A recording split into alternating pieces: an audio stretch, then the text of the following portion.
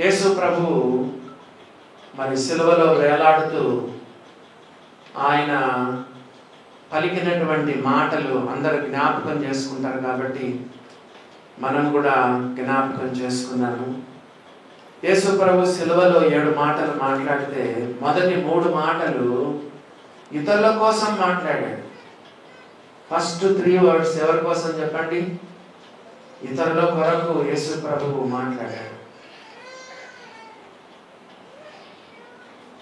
రెండవదిగా మిగతా 2 మాటలు ఎవరి కోసం మాట్లాడాడంటే తన కోసం మాట్లాడాడు. 4వ మాట 5వ మాట తన కోసం మాట్లాడాడు. 6వ మాట 7వ మాట యేసు ప్రభు తండ్రి కోసం మాట్లాడినట్టుగా మనం చూడగలం. చూసారా దేవుని బిడ్డలారా, మళ్ళా చెప్తాను, యేసు ప్రభులో సిలువలో ఆయన పలికిన 7 మాటల్లో మొదటి 3 మాటలు ఇతరుల కోసం మాట్లాడాడు. సిలువలో వేలాడుతూ కూడా ఆయన ఇతరుల గురించి ఆలోచన చేశాడు. రెండవదిగా 4వ మాట 5వ మాట తన కోసం మాట్లాడాడు. 6వ మాట 7వ మాట తండ్రి కోసం మాట్లాడాడు. మొదటి మాట చూడండి, బైబిల్లో మనం చూస్తే మొదటి మాట లూకా సువార్త 23వ అధ్యాయము 34వ వచనము చదువుతున్నాను. ఏమని రాయబడిందో చూడండి. లూకా సువార్త 23వ అధ్యాయము 34వ వచనం. యేసు తండ్రి వీరేమి చేయుచున్నారో వీరెరగరు కనుక వీరిని క్షమించుమని చెప్పాను. తండ్రి వీరేమి చేయుచున్నారు? ఏం చేస్తున్నారు? వీరు అంటే ఎవరు? సైనికులు, బంట్రోతులు. వీరు అంటే ఎవరు? సైనికులు, బంట్రోతులు. వీరేమి చేయుచున్నారు అని ప్రభువు చెప్పాడు. వీరేమి చేయుచున్నారు అంటే మరి ఏం చేశారు? యేసు ప్రభుని బంధించినారు, ఈడ్చుకొని వెళ్ళినారు, కొరడాలతో కొట్టినారు, అన్యాయమైన తీర్పులు తీర్చినారు, ఉమ్మి వేసినారు, ముళ్ళ కిరీటం పెట్టినారు, రెల్లుతో కొట్టినారు, అరచేతులతో కొట్టినారు, పిడిగుద్దులు గుద్దినారు, సిలువ మోయించినారు, ఆఖరికి సిలువ వేసినారు. చూడండి ఏమని రాయబడిందో, తండ్రి వీరేమి చేయుచున్నారు. ఏమేమి చేశారు? ఇందాక చెప్పాను. బంధించినారు, ఈడ్చినారు, బట్టలు తీసేసినారు, కొరడా దెబ్బలు కొట్టినారు, ఉమ్మి వేసినారు, ముళ్ళ కిరీటం పెట్టినారు, రెల్లుతో కొట్టినారు, పిడిగుద్దులు గుద్దినారు, అరచేతులతో కొట్టినారు. యేసు ప్రభు ఏం చెప్పాడంటే తండ్రి వీరిని క్షమించు. నిజంగా వారికి తెలియదు, వారి డ్యూటీ వారు చేస్తున్నారు. వాళ్ళ పై ఆఫీసర్లు ఏం చెప్తే అది చేయాలి.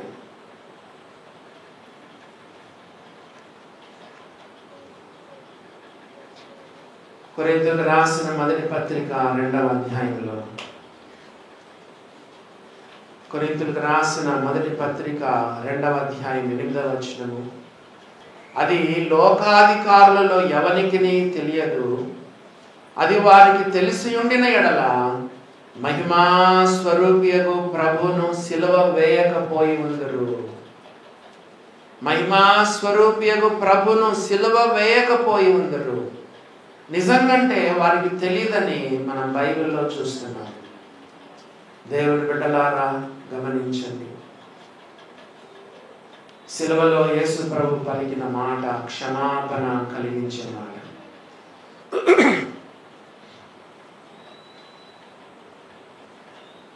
యేసు ప్రభువు చూడండి ఎంతగా ఆయన క్షమిస్తాడో చూడండి. తన శత్రువులను కూడా ఆయన క్షమించినాడు, సిలువ వేసే వారిని క్షమించినాడు. ఈ ఉదయకాలంలో క్షమింపబడ్డావా నీవు? చాలా దుఃఖకరం, చాలా శోచనీయం. ఇంకా క్షమించబడకపోతే చాలా దుఃఖకరం. క్షమించబడ్డావా? రక్షకుడు ఉన్నాడు కదా, సిలువ ఉంది కదా, రక్తం ఉంది కదా. దేవుని బిడ్డలారా గమనించండి, యేసు ప్రభు సిలువలో ఆయన క్షమాపణ ఇస్తామన్నాడు. మరి మనం కూడా ఇతరులను క్షమించుకోగలుగుతున్నామా? నీ హృదయం అనే పలక మీద రాసేసుకున్నాం ఏమని? నేను ఎవరిని క్షమించినా కూడా ఫలాని వ్యక్తిని నేను క్షమించను. ఒకని ఎడల ఒకడు దయ కలిగి కరుణా హృదయులై క్రీస్తునందు దేవుడు మిమ్మల్ని క్షమించిన ప్రకారము మీరును ఒకరినొకరు క్షమించండి. నీ జీవితంలో ఇతరులు క్షమించకపోతే నీ ప్రార్థనే దేవుడు వినలేడు. మార్కు సువార్త 11వ అధ్యాయం చూడండి. మార్కు సువార్త 11వ అధ్యాయంలో, మార్కు సువార్త 11వ అధ్యాయములో ఏమని రాయబడింది? 25-26 వచనాల్లో, మీకు ఒకని మీద విరోధమేమైనను కలిగి ఉన్న ఎడల మీరు నిలవబడి ప్రార్థన చేయునప్పుడెల్లను వారిని క్షమించుడి. నువ్వు ఎప్పుడు ప్రార్థనకు వచ్చినా సరే నీ శత్రువులను కానీ నీకు హాని చేసిన వారిని కానీ నువ్వు క్షమించాల్సిందే. లేకపోతే దేవుడు నీ ప్రార్థన వినలేడు. నెక్స్ట్ వచనం చూడండి. అప్పుడు పరలోకమందున్న మీ తండ్రియు మీ పాపములు క్షమించును. కింద ఫుట్ నోట్లో వేసి సంఖ్య ఎంత రాశారు? 2 అని సంఖ్య వేసి కింద ఏముందో చూడండి. 2వ సంఖ్యలో ఫుట్ నోట్లో, అనేక ప్రాచీన ప్రతులలో మీరు క్షమింపని ఎడల పరలోకమందున్న మీ తండ్రియు మీ పాపములను క్షమింపడు అని కూర్చబడి ఉన్నది. క్షమిస్తున్నావా? హాని చేసిన వారిని క్షమించావా? కీడు చేసిన వారిని క్షమించావా? నీ మీదగా చెడ్డగా ప్రచారం చేసిన వారిని క్షమించినావా? నిన్ను గురించి వాట్సాప్లో చెడ్డగా రాసిన వారిని క్షమించినావా? నిన్ను అల్లరపట్టిన వాళ్ళని గేర్ చేసిన వారిని క్షమించావా?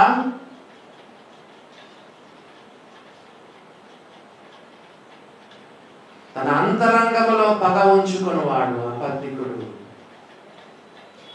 ఎంత కసితో రాళ్ళు వేస్తా ఉన్నారు. స్టెఫెను పైన రాళ్ళు వేస్తా ఉన్నారు. స్టెఫెను పైన రాళ్ళు వేస్తుంటే మోకరించి ప్రభువా నా ఆత్మను చేర్చుకొని ప్రార్థన చేస్తూ ఈ పాపమును వారి మీద మోపకమని ప్రార్థించినాడు. యేసు ప్రభు నమ్ముకున్న వారిలో క్రీస్తు ఆత్మ ఉన్నాడు కదా. క్షమించగలుగుతున్నావా? నీ స్నేహితుని, నీ భర్తను, నీ యొక్క భార్యను, నీ కుమారుని, కుమార్తెను, బంధువులను, దైవ సేవకులను, శత్రువుని. దేవుని బిడ్డలారా గమనించండి. తండ్రి వీరేమి చేయించున్నారు, వీరు ఎరగరు కనుక వీరిని క్షమించు. యేసు ప్రభు ఇదొక ప్రార్థన చేస్తున్నాడు కదండి.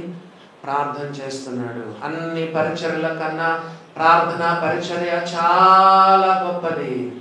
ఏ టైంలోనన్నా ప్రార్థన చేయగలం చెప్పండి. గ్రామాలు తిరిగిన కాళ్ళు బంధించబడ్డాయి. కుష్ఠరోగులను, భయంకరమైన రోగులను, దురాత్మలతో పీడింపబడుతున్న అనేకులను చేతులతో ముట్టినటువంటి ఆ చేతులు బంధింపబడ్డాయి.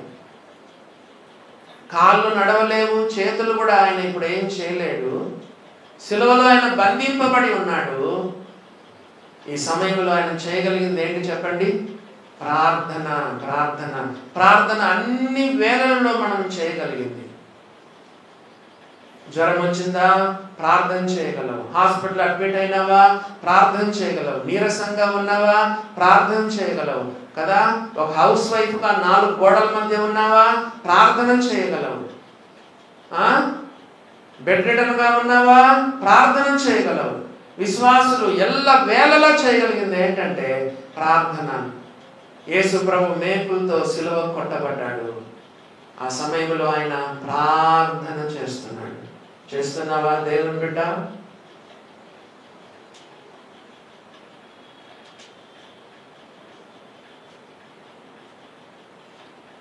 ఎల్ల వేళలా మనం చేయగలిగింది ఏంటంటే ప్రార్థన. అందుకే యేసు ప్రభు ఈ లోకంలో ఉన్న ఒక మాట చెప్పాడు. ఏమని చెప్పాడు చెప్పండి?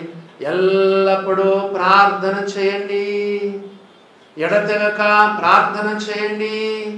ప్రే ఆల్వేస్.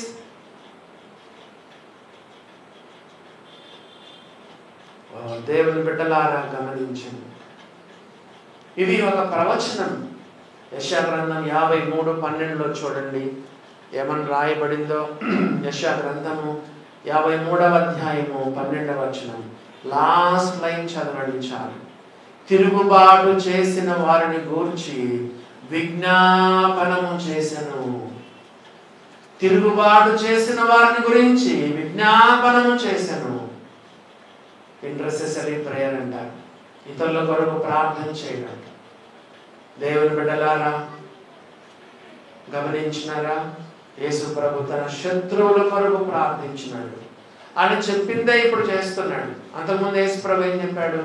మీ శత్రువులను ప్రేమించుడి, మిమ్మల్ని హింసించుచున్న వారి కొరకు ప్రార్థన చేయండి. మీ శత్రువులను ప్రేమించుడి, మిమ్మల్ని హింసించుచున్న వారి కొరకు ప్రార్థన చేయండి. తాను ఏదైతే చెప్పాడో అదే అనుసరిస్తున్నాడు యేసు ప్రభు.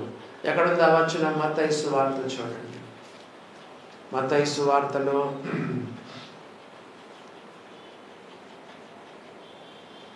5వ అధ్యాయం 44వ వచనం.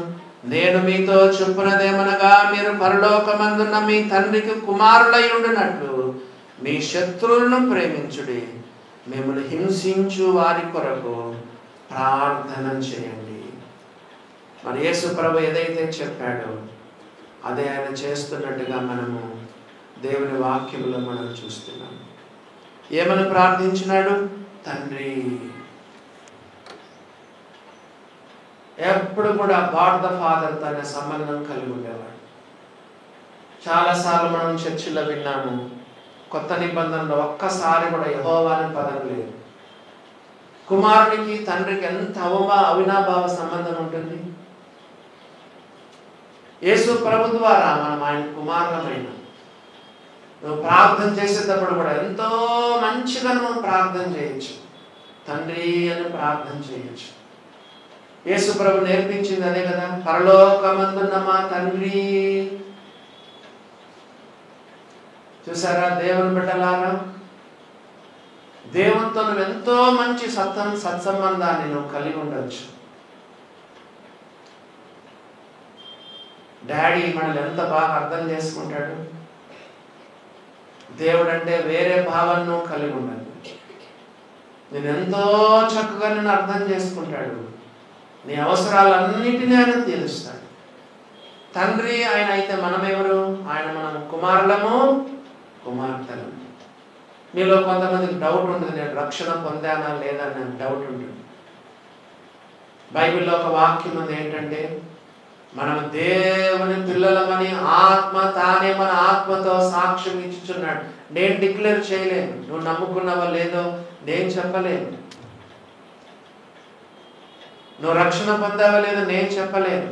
రోమా 8వ అధ్యాయంలో ఏముందంటే, మనం దేవుని పిల్లలమని ఆత్మ తానే మన ఆత్మతో సాక్ష్యం ఇచ్చుచున్నాడు. చూసారా దేవుని బిడ్డలారా? నువ్వు ఆయన తండ్రి అని నువ్వు పిలవచ్చు. యేసు ప్రభు వారి సిలువలో పలికిన 2వ మాట అదే 23వ అధ్యాయంలో ఉంది చూడండి. 23వ అధ్యాయంలో యేసు ప్రభు వారు పలికిన లూకాసు వార్త 23వ అధ్యాయము 43వ వచనం. లూకాసు వార్త 23వ అధ్యాయము 43వ వచనం. అందుకు ఆయన వానితో, నేడు నీవు నాతో కూడా పరదైసులో ఉందుమని నిశ్చయముగా నీతో చెప్పుచున్నాను. నేను సందర్భం ఏమిటి? 33వ వచనం. వారు కపాలమనబడిన స్థలమునకు వచ్చినప్పుడు అక్కడ కుడి వైపున ఒకరిని ఎడమ వైపున ఒకరిని ఆ నేరస్తులను ఆయనతో కూడా సిలువేసిరి. ఇద్దరు ఒకేసారి దొంగలు దొరికారు, సిలువేసినారు. బహుశా వీళ్ళు తోడు దొంగలుగా ఉన్నట్టున్నారు. ఈ తోడు దొంగలు కాబట్టి వీళ్ళిద్దరిని ఏం చేయాలంటే పక్కన పక్కన సిలువేయాలి. కానీ యేసు ప్రభును మధ్యలో సిలువేసినారు. యేసు ప్రభు కూడా ఒక దొంగల్లో దొంగ అన్నట్టుగా అలా వేశారు. ఎందుకో తెలుసా? ప్రవచనం నెరవేరాలి. ఏ ప్రవచనం? అక్రమకారుల్లో ఒకడుగా ఎంచబడెను. అది కూడా యెషయా గ్రంథంలోనే ఉంది. చూడండి, యెషయా గ్రంథంలో ఒక మాట మనము చదివినట్లయితే 53వ అధ్యాయము 12వ వచనం చదువుతున్నాను. యెషయా గ్రంథము 53వ అధ్యాయం 12వ వచనంలో 4వ లైన్ చదవండి. అతిక్రమము చేయువారిలో ఎంచబడిన వాడాయను. అంటే దొంగలలో ఒక దొంగ అన్నట్టుగా యేసు ప్రభును మధ్యలో యేసు ప్రభును మరి సిలువేసినారు. అసలుకు వీళ్ళిద్దరికీ యేసు ప్రభుకి ఏమైనా పొందిక ఉందా? పోలిక ఉందా? వీరేమో బందిపోటు దొంగలు, నేరస్తులు, దోపిడీ చేసిన వాళ్ళు, హత్య చేసిన వారు, అల్లరి చేసిన వాళ్ళు. వీళ్ళు ప్రాణాలను తీసేవాళ్ళు. యేసు ప్రభు ప్రాణం పోసినవాడు. యేసు ప్రభుకు వీళ్ళకి ఎంత తేడా ఉందో చూడండి. వీళ్ళు ప్రాణాలు తీసేవాళ్ళు, యేసు ప్రభు ప్రాణాలు పోసేవాడు. కానీ నీ పాపం నా పాపం ఆయన సిలువలో మోసుకున్నప్పుడు ఆయన కూడా చెప్పండి అక్రమకారుల్లో ఒకడుగా ఆయన ఎంచబడ్డాడు. లేఖనాలన్నీ ఎట్లా నెరవేరినాయో చూడండి. ప్రారంభంలో ఇద్దరు దొంగలు కూడా నిందించినారు అని ఉంది బైబిల్లో. ఇద్దరు దొంగలు ప్రారంభంలో నిందించినారు. కానీ మరి ఏమైందో ఏమో, ఒక దొంగ, రెండవ దొంగ మారిపోయినాడు. కారణం ఏమై ఉండొచ్చు చెప్పండి. కొంతమంది ఏం చెప్తారంటే యేసు ప్రభు శిలువ పైన పిలాతు ఒక విలాసం రాయించినాడు. ఏమని రాయించినాడు చెప్పండి? యూదుల రాజైన నజరేయుడైన యేసు. అక్కడేదో రాసి ఉంటారు కదా, INRIN, మీరు బొమ్మల్లో చూస్తుంటారు. యూదుల రాజైన నజరేయుడైన యేసు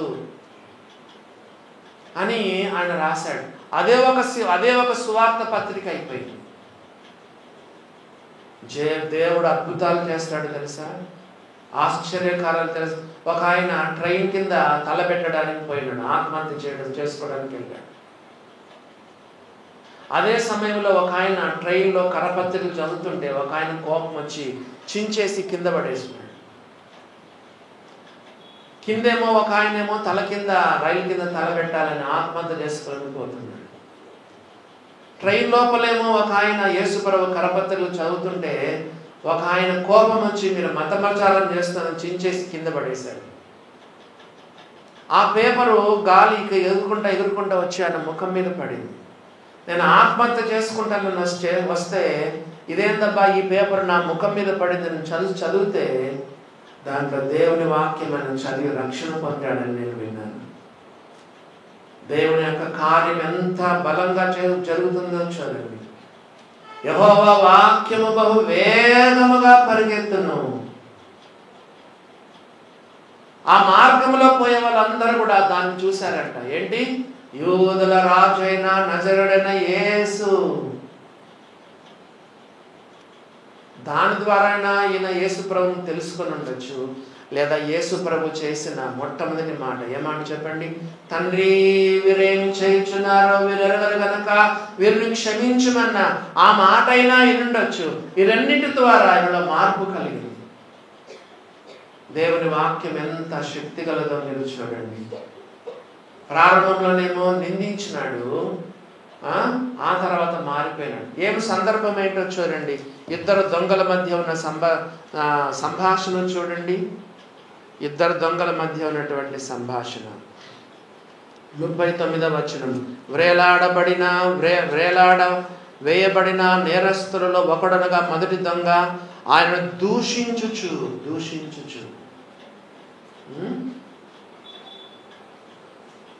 నీవు క్రీస్తువు కదా, నిన్ను నీవు రక్షించుకొనము, మమ్మను కూడా రక్షించమని చెప్పాను. ఏమని చెప్తున్నాడు చూడండి, మమ్మల్ని రక్షించు అంటున్నాడు. ఎన్నో పాపాలు చేశాడు బందిపోటు దొంగలు వీరు, కానీ రక్షణ కావాలంట. 40 వచనం చూడండి. అయితే రెండవ దొంగ వారిని గద్దించి, నువ్వు అదే శిక్షా విధిలో ఉన్నావు గనక దేవునికి భయపడవా? మనకైతే ఇది న్యాయమే, మనం చేసిన వాటికి తగిన ఫలము పొందుచున్నాము. కానీ ఈయన ఏ తప్పిదము చేయలేదని చెప్పి ఆయనను చూచి, యేసు నీవు నీ రాజ్యంలోనికి వచ్చినప్పుడు నన్ను జ్ఞాపకము చేసుకొనమనెను. ఈ సందర్భంలో దొంగ చిన్న ప్రార్థన చేసినాడు. దానికంటే ముందు కొన్ని గ్రహించినాడు. ఏమని గ్రహించారంటే, మనకైతే ఇది న్యాయమే, మనం చేసిన దానికి తగిన ఫలము పొందుచున్నాము. మనం చేసిన దానికి తగిన ఫలము మనం పొందుచున్నాము. ఈయనైతే ఏ తప్పిదము చేయలేదు. ఇవన్నీ గ్రహించి ఒకసారి ఆయన వైపు చూసినాడు. యేసు ప్రభుని ఒక్కసారి చూచినప్పుడు చూచి ఒక చిన్న ప్రార్థన చేసినాడు. ఒక చిన్న ప్రార్థన. రక్షణ కొరకు నువ్వు ఏమో చేయాల్సిన పని లేదు, నువ్వు చేయాల్సిందంతా యేసు ప్రభు శిలువలో చేసేసాడు. నువ్వు చేయాల్సిందంటే ఇంకేమీ లేదు. ఒక చిన్న ప్రార్థన. చిన్న ప్రార్థనే నీ గమ్యాన్ని తిప్పేస్తుంది. దైవ గ్రంథమైన బైబిల్ చెప్తుంది ఏంటంటే, మరి రోమిలకు రాసిన పత్రిక 10వ అధ్యాయం చూడండి. రోమిలకు రాసిన పత్రిక 10వ అధ్యాయంలో దేవుని వాక్యం ఏం చెప్తుందో 13వ వచనం. ప్రభు నామమును బట్టి ప్రార్థన చేయువాడెవడో వాడు రక్షింపబడును. ఒక చిన్న ప్రార్థన, ఒక చిన్న ప్రార్థన, పశ్చాత్తాపముతో, విరిగి నలిగిన హృదయంతో, కన్నీటితో నువ్వు చేసే చిన్న ప్రార్థన, చెప్పండి, నీ గమ్యాన్ని, గురిని మార్చేస్తుంది. యేసు నీవు నీ రాజ్యంలోనికి వచ్చినప్పుడు నన్ను జ్ఞాపకం చేసుకో. అప్పుడు యేసు ప్రభువు వారు చెప్పిన సమాధానం చూడండి. ఏమన్నాడు? నేడు రక్షణ అనేది చాలా ఖచ్చితమైనది. రక్షణ అనేది చాలా గ్యారెంటీతో కూడింది, నిశ్చయితతో కూడింది. యేసు ప్రభువు ఏం చెప్తున్నాడు? నేడు, నేడు అనే మాట చెప్తున్నాడు. నేడు నీవు, ఇంకేమన్నాడు చూడండి, నీవు. రక్షణ అనేది పర్సనల్ కదండి. రక్షణ అనేది వ్యక్తిగతమైంది. మీ డాడీ ఎంత భక్తిపరుడైనా, మమ్మీ ఎంత భక్తిపరురాలైనా, మీ ఫాదర్స్, మీ పితరులు, వీళ్ళందరూ కూడా నేను యేసు ప్రభువుని నమ్ముకున్న అది నీకు వర్తించదు. నేడు అంటే ఖచ్చితమైనది. అదేంటి? చాలా స్పష్టంగా ఉంది. రక్షణ అనేది నిశ్చయత కలిగింది. అష్యూరెన్స్. నేడు, నేడు అని చెప్తున్నాడు. నీవు, నీవు అంటే రక్షణ అనేది పర్సనల్. ఆ తర్వాత చూడండి, నేడు నీవు నాతో కూడా. ఒక విషయం మీరు చెప్పమంటారా? ఒక విశ్వాసి చనిపోయిన తక్షణమే, with in a twinkle of an I, కన్ను రెప్ప పాటులో యేసు ప్రభుతో ఉంటాను. ఎంత గొప్ప భాగ్యం చూడండి. ఈ రెండవ దొంగ వలె నీ పాపం ఒప్పుకొని యేసు ప్రభువుకు ప్రార్థన చేస్తే, ఈ లోకంలో నువ్వు ఏదైనా యాక్సిడెంట్ వచ్చిందనుకోండి, లేదా ఏదైనా రోగం వచ్చిందనుకోండి, లేదా హఠాత్తుగా నువ్వు చనిపోయినావు అనుకోండి, దేవుని వాక్య ప్రకారంగా క్షణములో ఇక్కడ కన్ను మూస్తే చాలు, అక్కడ నువ్వు కన్ను తెరుస్తావు. ఎంత గొప్ప భాగ్యం చూడండి. పౌలు ఫిలిప్పీలకు రాస్తూ ఒక మాట చెప్పాడు, నేను వెడలిపోయి క్రీస్తుతో కూడా ఉంటాను అని చెప్పాడు. 2వ కొరింథీ 5వ అధ్యాయంలో absent with the body, present with the Lord. మేము దేహము విడిచిపెట్టి క్రీస్తునంత నివసించుటకు ఇష్టపడుచున్నాము. ఉందా? నీకు ధైర్యం ఉందా? మనలో కొంతమంది చెప్పగలం కదా, అన్నా నేను ఈ క్షణంలో చనిపోయినా దేవుని దగ్గరికి వెళ్తాను, ప్రభు దగ్గరికి వెళ్తాను. ఉందా నీకు ఆ ధైర్యం? ఈరోజు ప్రభు రాకడ వచ్చిందనుకోండి, ప్రభు ఆకాశ మధ్యానికి వచ్చినప్పుడు నువ్వు ఆయన ఎదుర్కొంటావన్న ధైర్యం నీకుందా? ఈరోజు చనిపోతే ప్రభు దగ్గరికి వెళ్తాను ధైర్యం నీకుందా? సరిగా నమ్ముకోలేదు, సరిగా పాపం ఒప్పుకోలేదు, సరిగా నమ్ముకోలేదు. నువ్వు రక్షణ నిశ్చయిత నీకు లేదు.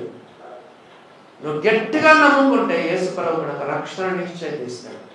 మీకు చాలాసార్లు నేను 2 సార్లు నమ్ముకున్నాను. 9వ తరగతిలో ఒకసారి నమ్ముకున్నా, మళ్ళా 10th క్లాస్ అయిపోయిన తర్వాత మళ్ళీ 2వసారి నమ్ముకున్నా. మన ఫౌండేషన్ చాలా గట్టిగా ఉండాలి. నేడు నీవు నాతో కూడా నెక్స్ట్ రండి పరదైసులో ఉంటారు. పరదైస్ అంటే పరలోకం, 3వ ఆకాశం అని 2వ కొరింథీ 12వ అధ్యాయంలో రాయబడింది. ప్రభున్న స్థలంలో నిరంతరం ప్రభుతో కూడా మనం ఉంటాం. ఎంత గొప్ప ధైర్యం చూడండి. పరదైసులో మనం ఉంటామని దేవుని యొక్క వాక్యములో మనం నిత్య విశ్రాంతి, సదాకాలం క్రీస్తుతో కూడా మనం అక్కడ ఉండబోతున్నాం. దేవుని బిడ్డలారా, 2 దొంగల మధ్య ఎంత వ్యత్యాసం. ఒక విషయం చెప్పమంటారా? జీవిత కాలం అంతా కలిసి పనిచేసినారు. దొంగలు భలే పంచుకుంటారు తెలుసా మీకు? కలిసి దొంగతనం చేస్తారు. దొంగతనం చేసిందంతా కలిసి పంచుకుంటారు. వాళ్ళకి సరైన కుటుంబాలు ఉండవు. పగలంతా నిద్రపోతారు, రాత్రి ఇద్దరు కలిసి దొంగతనాలు చేస్తారు. బందిపోడు దొంగలు అంటే ఎంతో మందిని చంపినారు. వీళ్ళు చేయని పాపం అంటూ లేదు. జీవితకాలం అంతా కలిసి ఉన్నారు. కానీ ఆఖరి క్షణాల్లో మొదటి దొంగ రక్షకుని పక్కనే పెట్టుకొని, సిలువను పక్కనే పెట్టుకొని, రక్షించే రక్షకుని పక్కనే పెట్టుకొని పాతాళానికి వెళ్ళిపోయినాడు. దేవునికి స్తోత్రం. 2వ దొంగ క్రీస్తును అంగీకరించి పరదైస్కి వెళ్ళిపోయినాడు. ఇద్దరు దొంగలకు ఎంత వ్యత్యాసం. ఏం లేదు. క్రీస్తు ప్రభుని అంగీకరించడం, యేసు ప్రభుని అంగీకరించడం, పాపాల గురించి పశ్చాత్తాపడ్డం, చిన్న ప్రార్థన చేయడం. మనం చర్చిలో చాలాసార్లు విన్నాము. నాకు కూడా ఆ మాట చాలా ఇష్టం అండి. ఏంటో తెలుసా? ఏ మాట తెలుసా? యేసు ప్రభుతో పాటు 2వ దొంగ పరదైస్కి వెళ్ళినప్పుడు దేవదూతలందరూ ఆశ్చర్యపోయినారు. ఏందబ్బా, యేసు ప్రభు 33 సంవత్సరాలు భూలోకములో నుండి ఫస్ట్ టైం పరలోకానికి వచ్చి పాపుల కొరకు ప్రాణం పెట్టాడు, మరణించినాడు, తిరిగి లేచినాడు. 33 సంవత్సరాల తర్వాత పరదైస్కి వచ్చి వస్తా ఏంది దొంగను వెంట పెట్టుకుని వచ్చినాడు. ఏమనుకున్నారంట? ఎవరైనా బందిపోడు దొంగ, వాస్తవమే. కానీ యేసు రక్తం ప్రతి పాపము నుండి మనల్ని పవిత్రులుగా చేయను. ఘోర పాపములు కూడా క్రీస్తు రక్తం శుద్ధి చేయగలరు. 2వ దొంగ ద్వారా మేము కొన్ని పాఠాలు ఉన్నాయి. ఎవరైనా చెప్పగలరా? Even the worst sinner can be saved. 2వ దొంగ ద్వారా దేవుడు మనకు నేర్పిస్తున్న పాఠాలు చెప్పండి. ఎవరైనా చెప్తారా? Even the worst sinner can be saved. ఘోర పాపి కూడా క్షమించబడగలడు. పోయిన వారం ఒక వ్యక్తిని కూడా చెప్పాను కదా, యూట్యూబ్లో కూడా నా కిషోర్ గారు అడుగుతారు నా అంశం ఏం పెట్టారని. నేను ఆలోచన చేశాను. పోయిన వారం ప్రసంగానికి ఏ పేరు పెడతాను చూసారు ఎవరైనా మీరు యూట్యూబ్లో? ఘోర పాపము అండ్ ఘోర పాపి. ప్రపంచంలోనే ఘోర పాపి ఎవరు చెప్పండి? ఇస్కరియోతు యూదాను మించిన ఘోర పాపి భూలోకంలో ఇది వరకు పుట్టలేదు. అందుకే యేసుప్రభు చెప్పాడు, ఆ మనుషుడు పుట్టి ఉండని ఆ మనుషునికి మేలని యేసుప్రభు ఎవ్వరి గురించి చెప్పలేదు. ఆ వ్యక్తి గురించి మాత్రం చెప్పాడు. ప్రపంచంలో ఘోర పాపము యేసుప్రభుని అప్పగించుట, 30 వెండి నాణేలకు అమ్ముట, ఆ తర్వాత ఘోర పాపిగా మిగిలిపోయినాడు. అటువంటి ఘోర పాపి యొక్క కాళ్ళను కూడా పట్టుకొని యేసుప్రభు ఏం చేశాడు? నీళ్లతో ఇస్కరియోతు యూదా పాదాలను కడిగాడు, తువాలుతో వారి పాదాలు తుడిచినాడు. అది God side, from God side. అది తన వైపుగా పశ్చాత్తాపడలేదు కదా. రక్షణ పొందాలంటే దేవుని పని జరగాలి, మనుషుని పరంగా కూడా జరగాలి. దేవుడు చేయాల్సింది చేశాడు, కానీ ఇస్కరియోతు యూదా చేయాల్సింది చేయలేదు. రెండవ దొంగ ద్వారా మనం ఏం నేర్చుకుంటున్నాం? Even the worst sinner can be saved. ఎంత ఘోర పాపి అయినా నువ్వు క్రీస్తు ప్రభు దగ్గరికి వచ్చి నీ పాపం ఒప్పుకొని రక్షణ పొందొచ్చు. రెండవ దొంగ గురించి మరొక సంగతి చెప్పమంటారా? You can be saved even at the last hour.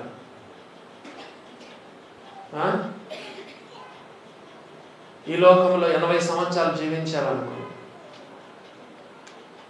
గంటలో చచ్చిపోతావు. 80 సంవత్సరాలు బతికినా గంటలో చచ్చిపోతావు.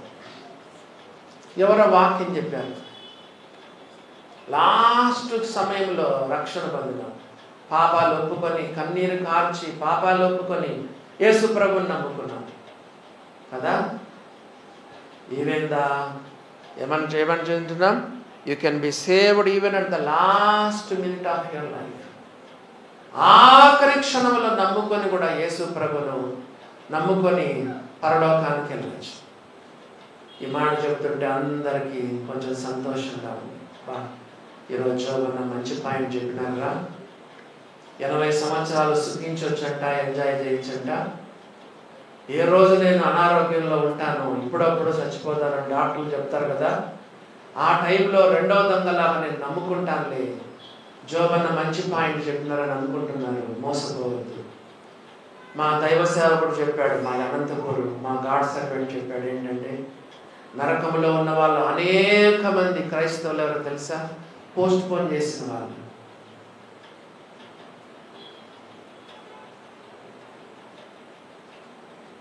రేపేమి సంభవించినో మీకు తెలియదు. మీ జీవమే పాటిది, మీరు కొంతసేపు కనబడి అంతలో మాయమైపోవు. ఆవిరి వంటి వారు కారా? ఇప్పుడు ఇంటికి చర్చ అయిందా, ఇంటికి వెళ్దాం, నీకు గ్యారెంటీ ఉందా?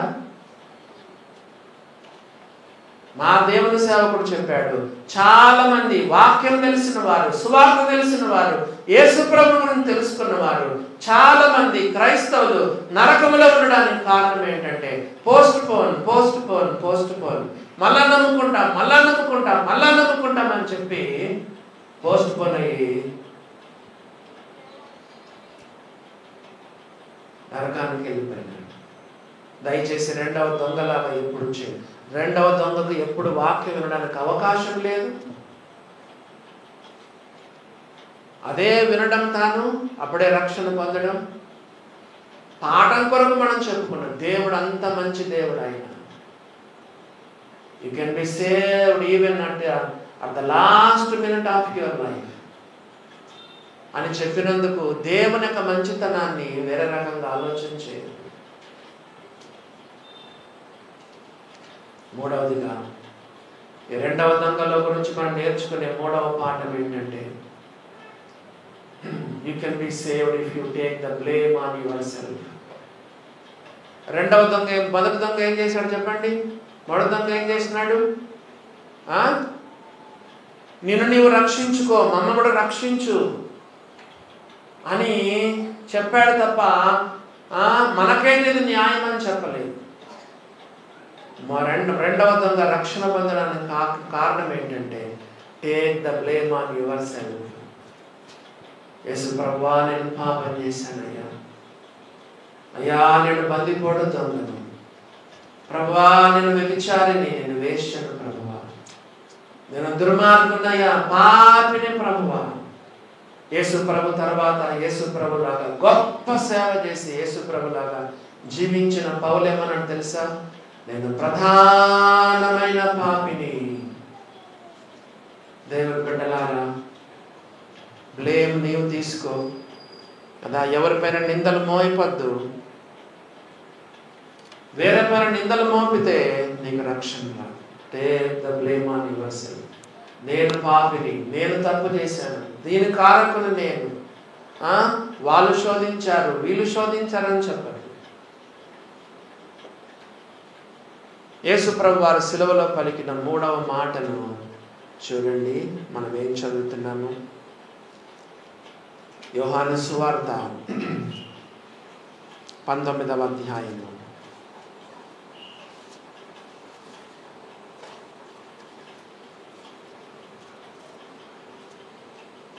38 26, 27 వచనాలు.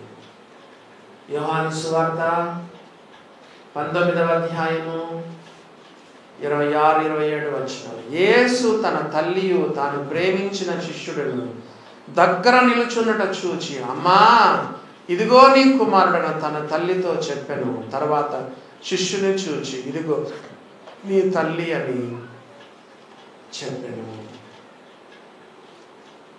యేసు ప్రభు శిలువలో వేలాడేటప్పుడు ఆ సమయంలో కూడా ఇతరుల గురించి ఆయన ఆలోచిస్తున్నాడు, తల్లి గురించి ఆయన ఆలోచన చేస్తున్నాడు. యేసు ప్రభు సిలువ వేయబడినప్పుడు శిష్యులందరూ పారిపోయినారు. ప్రాణాలు పెడతామన్నారు, బొంకమని చెప్పినారు. పేతురైతే నీతో పాటు మరణాన్ని కూడా వస్తానని చెప్పాడు. అందరూ పారిపోయినారు. కానీ ఒక్క శిష్యుడు మాత్రమే ఉన్నాడు. ఎవరు? మొత్తము సిలువ దగ్గర 5 మంది ఉన్నారు. చెప్పండి. నంబర్ 1 తల్లి అయిన మరియా, రెండవదిగా క్లోఫా భార్య అయిన మరియా, మూడవదిగా మగ్దలేన మరియా, నాలుగవదిగా సలోమి, 5వదిగా యోహాను. మొత్తము 5 మంది అక్కడ ఉన్నారు. 25వ వచనంలో ఉంది కదా, ఆయన తల్లి సహోదరి, మూడవది క్లోఫా భార్య, 4వ మగ్దలేని మరియా, 5వదిగా యోహాను. యేసు ప్రేమించిన శిష్యుడు.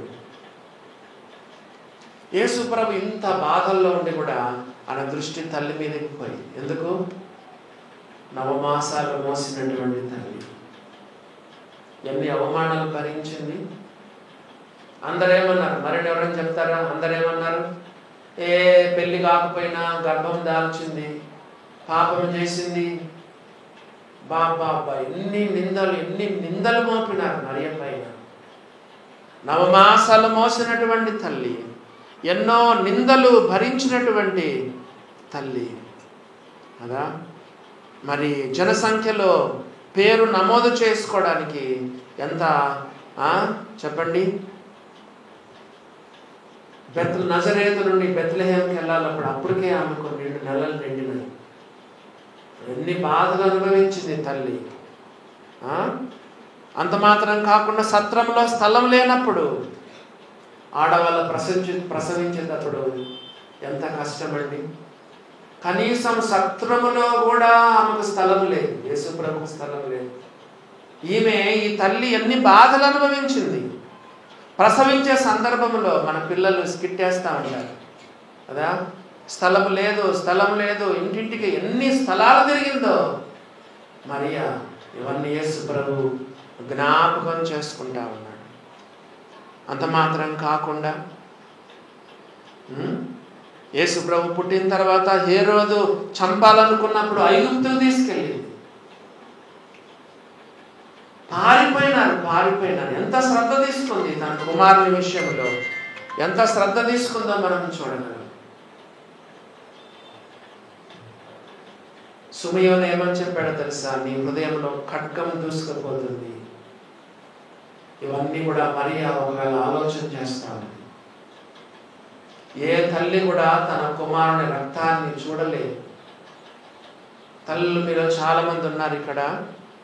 ఏ తల్లి కూడా తన యొక్క కుమారుడు కానీ కుమార్తె కానీ రక్తం కారుస్తూ ఉంటే ఆ తల్లి పేగులు తరుక్కుపోతాయి. ఉండలేదు తల్లి. తలలో నుంచి కారిన రక్తం, చేతుల నుంచి కారిన రక్తం, ప్రక్కల నుంచి కారిన రక్తం, వీపుల నుంచి కారిన రక్తం, కాళ్ళ నుంచి కారిన రక్తము కింద మడుగు కట్టింది. మడుగు రక్తం కాలినప్పుడు ఏమవుతుంది చెప్తాను? గడ్డ కడుతుంది. ఏడుస్తూ ఉంది తల్లి, ఏడుస్తూ ఉంది. యేసు ప్రభు 12 సంవత్సరాలప్పుడు దేవాలయంలో కూర్చుండి, శాస్త్రుల మధ్యలో కూర్చొని వాక్యం చెప్తా ఉన్నాడు. ఈయనేమో గుంపులో ఉన్నాడు అనుకున్నారు తల్లిదండ్రులు. తీరా చూస్తే గుంపులో లేడు. మరలా వెనుకొచ్చినారు తల్లిదండ్రులు ఇద్దరు కూడా, యోసేపు మరియలు. అప్పుడు యేసు ప్రభు దేవాలయంలో కూర్చుండి వాళ్ళతో సంభాషణ చేస్తున్నాడు, వాక్యం చెప్తా ఉన్నాడు. కుమారుని పట్ల ఆమె ఎంత శ్రద్ధ తీసుకుంది. దేవుని బిడ్డలారా, చరిత్ర ఏం చెప్తుందంటే ఇప్పటికి మన యోసేపు చనిపోయినాడంట. యేసు ప్రభు చూస్తే జ్యేష్ఠుడు. ఆయన తమ్ముళ్ళు చెల్లెలు ఇంకా యేసుప్రభుని నమ్ముకోలేదని బైబిల్లో ఉంది. ఆయన సహోదరులైనను ఆయన యందు విశ్వాసం ఉంచలేదు.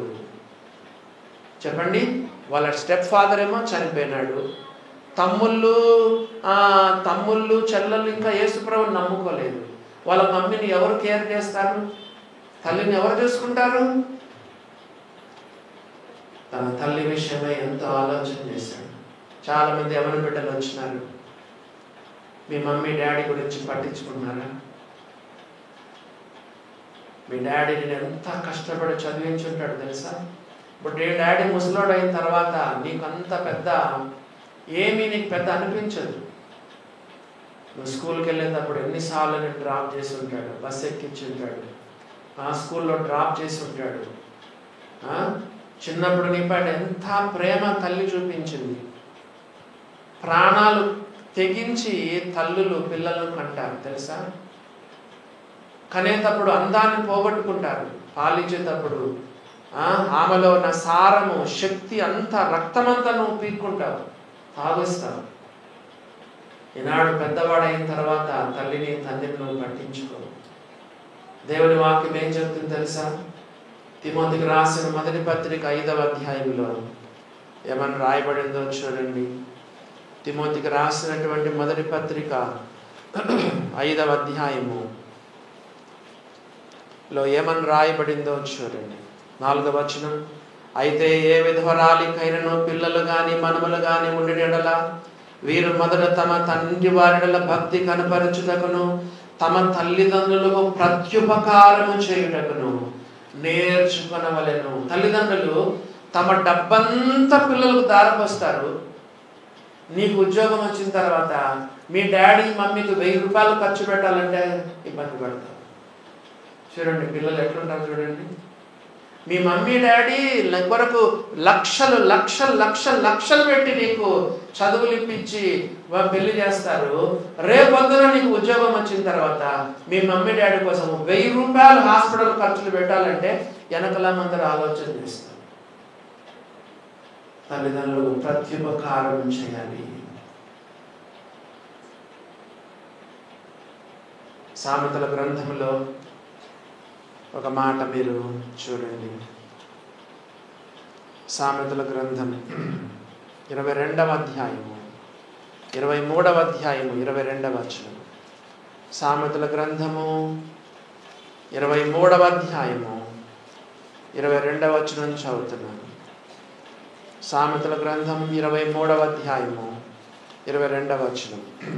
నిన్ను కనిన నీ తండ్రి ఉపదేశము అంగీకరించుము, నీ తల్లి ముదిమియందు ఆమెను నిర్లక్ష్యము చేయకము. ముసలోళ్ళు అయిపోయిన తర్వాత తల్లిదండ్రులు ఏమని చేస్తారు? నీకు తెలియదులే డాడీ ఊరుకో, మమ్మీ నీకు తెలియదులే ఊరుకో. డాడీ నోరు మోయిస్తావు, మమ్మీ నోరు మోయిస్తావు. బైబిల్ ఏం చెప్తుంది తెలుసా? నీ తల్లి ముదిమియందు నీవు నిర్లక్ష్యం చేయొద్దు. 20వ అధ్యాయం 20వ వచనం. తన తండ్రినైనను తల్లినైనను దూషించు వాని దీపము కారు చీకటిలో ఆరిపోవును. 30వ అధ్యాయము 17వ వచనం. సామెతలు 30:17. తండ్రిని అపహసించి తల్లి మాట విననొన్నని వాని కన్ను లోయకాకులు పీకును. చెప్పండి, పక్షిరాజు పిల్లలు దాన్ని తినివేయును. భయంకరమైన శిక్షలు ఉన్నాయి. తల్లిదండ్రులను అవమానపరిస్తే దేవుని బిడ్డలారా దేవుని దగ్గర వెళ్ళి క్షమాపణ కోరండి. మమ్మీ డాడీని గౌరవించండి, వాళ్ళని ప్రేమించండి, వారికి ప్రత్యుపకారం చేయండి. ద్వితీయోపదేశకాండం 21వ అధ్యాయము 18వ వచనం. ద్వితీయోపదేశకాండం 21వ అధ్యాయము 18వ వచనం చూడండి. ఒకని కుమారుడు మొండివాడై తిరగబడి, ద్వితీయోపదేశకాండం 21:18. ఒకని కుమారుడు మొండివాడై ఉండి తిరగబడి తండ్రి మాట కానీ తల్లి మాట కానీ వినక ఉండి అతన్ని శిక్షించిన తర్వాత కూడా అతడు వారికి విధేయుడు కాకపోతే ఏం చేయాలి? పెద్దల దగ్గరకు తీసుకురావాలి. 20వ వచనం. మా కుమారుడు మొండివాడై తిరగబడ్డాడు, మా మాట వినకుండా తిండిపోతూ త్రాగుపోతానన్నప్పుడు అని చెప్పాలి. ఊరి పెద్దలకు చెప్పాలి. 21వ వచనం. అప్పుడు ఆ ఊరి పెద్దలు రాళ్లతో అతని చావగొట్టవలెను. ఓల్డ్ టెస్టమెంట్ లో చూసారా, ఎవరైనా తల్లిదండ్రుల మాట వినకపోతే, తిండిపోతుగా త్రాగుబోతుగా ఉంటే ఊరి పెద్దలకు చెప్పాలి. ఊరి పెద్దలు ఏం చేయాలి? చావగొట్టాలి. దేవుని బిడ్డలారా, మమ్మీ డాడీని ప్రేమించండి. నేను ఒకసారి ఒక సమాధికి వెళ్ళాను. సమాధికి వెళ్తే కొంచెం లేట్ అయింది. పోలీస్ డిపార్ట్మెంట్లో పనిచేస్తాడు ఆయన. ఇప్పుడు ఎస్ఐగా ఉందా, బతికే ఉన్నాడు ఎస్ఐగా. వాళ్ళ డాడీ చనిపోయినాడు. నేను కూడా వెళ్ళాను. వెళ్తే సమాధి దగ్గర వాళ్ళ డాడీ కాళ్ళు పట్టుకొని ఏడుస్తా ఉన్నాడు. డాడీ క్షమించు డాడీ, క్షమించు డాడీ. ఏంటంటే నాకు తెలుసు, వాళ్ళు ఇంట్లో నుంచి వాళ్ళ అమ్మను వాళ్ళ ఆయన వదిలేసి ఇల్లు స్వాధీనం చేసుకున్నాడు. ఎంతకాలం మాకు ఇల్లు రాసివు అని చెప్పి అమ్మను నాన్న ఎల్లగొట్టి ఇల్లు స్వాధీనం చేసేసుకున్నాడు. జీవితకాలం అంతా వాళ్ళ నాయనతో అమ్మతో మాట్లాడలేదు. శవమైపోయిన తర్వాత కాళ్ళు పట్టుకుని ఏడుస్తూ ఉన్నాడు. ఏం ప్రయోజనం చెప్పండి? కొంతమంది చనిపోయిన తర్వాత దినాలు చేస్తారు. 500 మందిని చేసి 50,000 ఖర్చు పెట్టి పెద్ద డిన్నర్ చేస్తారు. ఎప్పుడైనా మీ అమ్మ మీ నాయనకు బర్త్డే ఎప్పుడు, వాళ్ళ మ్యారేజ్ ఎప్పుడు, ఎప్పుడైనా 1000 రూపాయలు ఎప్పుడైనా గిఫ్ట్ ఇచ్చినావా? సర్ప్రైజింగ్గా ఎప్పుడైనా చేసావా? చనిపోయిన తర్వాత కాదు. కొంతమంది ఇప్పుడు సమాధి కట్టించాలంటే 50,000 అవుతుంది. తెలుసా మీకు? సమాధి కట్టించాలంటే ఇప్పుడు 50,000 అవుతుంది. బాగున్నప్పుడు బాగా చూసుకోండి, మమ్మీ డాడీని బాగా చూసుకోండి. చనిపోయిన తర్వాత కాదు. దేవుని బిడ్డలారా, కాబట్టి యేసు ప్రభువు తన తల్లి విషయమే శ్రద్ధ వహించి ఏమన్నాడు తెలుసా? ఆమె భర్త చనిపోయినాడని చరిత్ర చెప్తుంది. యోసేపు చనిపోయినాడు. తమ్ముల్లా నమ్ముకోలేదు, చెల్లెల్లా నమ్ముకోలేదు. తానా సిలువేయబడి ఇంకా చనిపోయి తిరిగి లేచి ఆరోహణమైపోతాడు. అందుకే ఏం చేశాడు తెలుసా? అమ్మా, తనకు ఒక శిష్యుడు ఉన్నాడు, తాను ప్రేమించే కుమారుడు ఉన్నాడు, ప్రేమించే శిష్యుడు. అమ్మా, ఇదిగో నీ కుమారుడు అని ఎవరు ఇంట్రడ్యూస్ చేశాడు? యోహాను ఇంట్రడ్యూస్ చేశాడు. యోహాను అక్కడే ఉన్నాడు, శిష్యుడైన యోహాను. నెక్స్ట్ యోహాను పిలిచేమన్నాడో చూడండి. యోహాను పిలిచేమన్నాడు, శిష్యుని చూసి ఏమన్నాడు? ఇదిగో నీ తల్లి అని చెప్పాడు. ఆ గడియ నుండి యోహాను చెప్పండి మరి అయిన తల్లి అయిన మరియను తన ఇంట చేర్చుకున్నాడు. గమనించినారా దేవుని బిడ్డలారా? యేసు ప్రభు మనకి ఎంత మాదిరిగా ఉన్నాడో చూడండి. యేసు ప్రభు వారి సిలువలో పలికిన 4వ మాట చూడండి. యేసు ప్రభు వారి సిలువలో పలికిన 4వ మాట మత్తయి సువార్త 27వ అధ్యాయం 45-46 వచనాలు. మత్తయి సువార్త 27వ అధ్యాయము 45-46 వచనాలు. మధ్యాహ్నము మొదలుకొని 3 గంటల వరకు ఆ దేశమంతటను చీకటి కమ్మెను. ఇంచుమించు 3 గంటలప్పుడు యేసు ఏలీ ఏలీ లామా సబక్తాని బిగ్గరగా కేక వేసెను.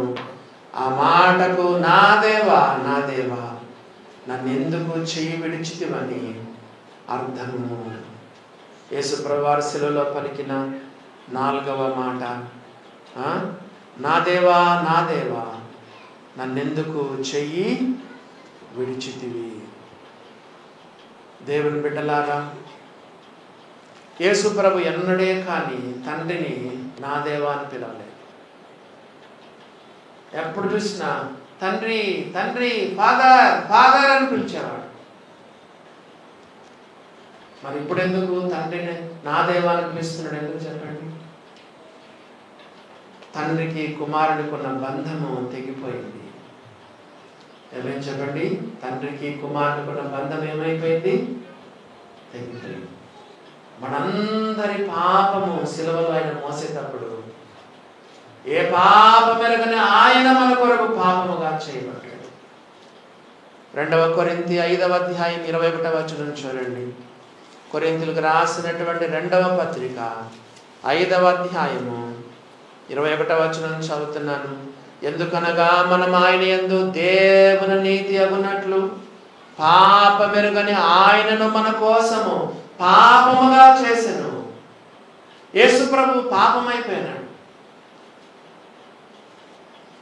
మనందరి పాపం ఆదాము మొదలుకొని ఈ రోజు ఎవరైతే పుట్టారో అందరి యొక్క పాపం, నా పాపం అంతా యేసు ప్రభు మోసుకున్నాడు. ఏ పాప పెరగన ఆయన మన కొరకు పాపముగా చేయబడినప్పుడు తండ్రి ఏం చేశాడు తెలుసా? తన కుమారుని వదిలేసినాడు. ఒక రకంగా ఇది ఆత్మీయమైన మరణం. ఎప్పుడైనా శరీరం నుండి ఆత్మ వేరైపోతే దాన్ని ఏమంటారంటే భౌతిక మరణం అంటారు.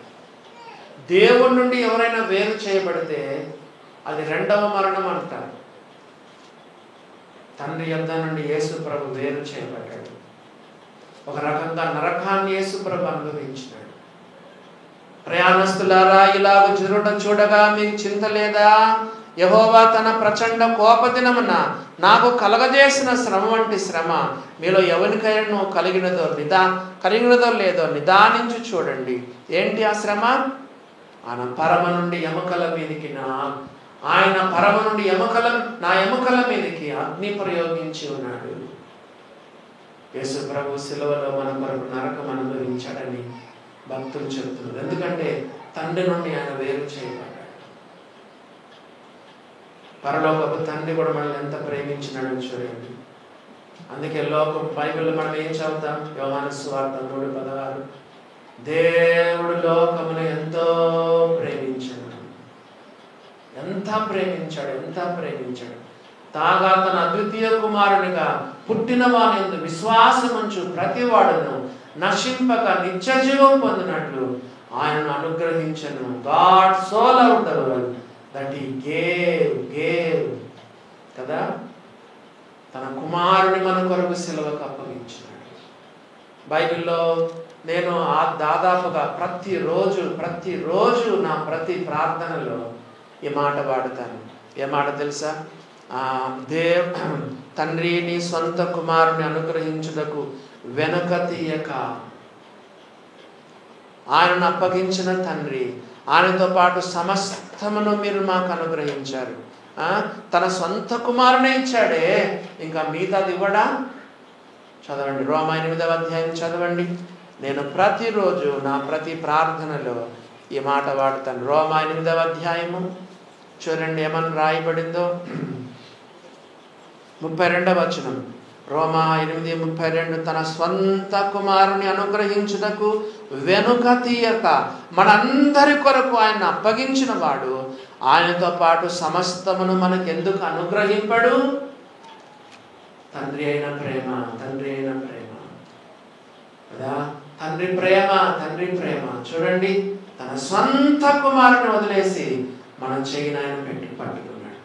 మనందరి దోషాన్ని ఆయన పైన మోపినాడు. ఆయన నల్లగొట్టడానికి ఆయన ఇష్టపడ్డాడు. అప్పుడు యేసుప్రభు ఏమన్నాడంటే, నా దేవా తండ్రి అనలేదు. ఎందుకు? మన స్థానంలో ఆయన ఉన్నాడు. నా దేవా నీవు నన్ను ఎందుకు చేయి విడిచింది? ఇంకోటి ఏంటంటే, పైన వచనం చదివారు కదా, మధ్యాహ్నం మొదలుకొని 3 గంటల వరకు కటిక చీకటి, అంధకారం, భయంకరమైన చీకటి. ఆ చీకటిలో యేసు ప్రభు ఒంటరి వాడైనాడు.